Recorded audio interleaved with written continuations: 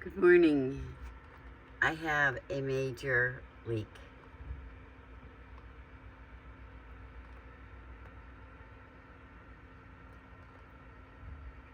From the roof.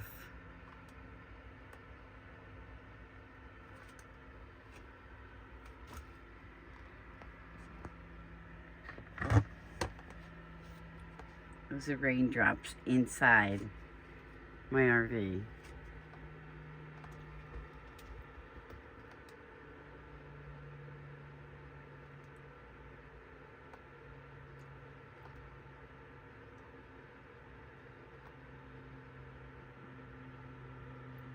Never had a leak before inside my roof that I just had resealed.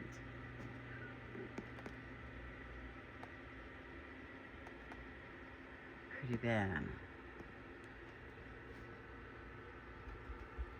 And more rain's on the way.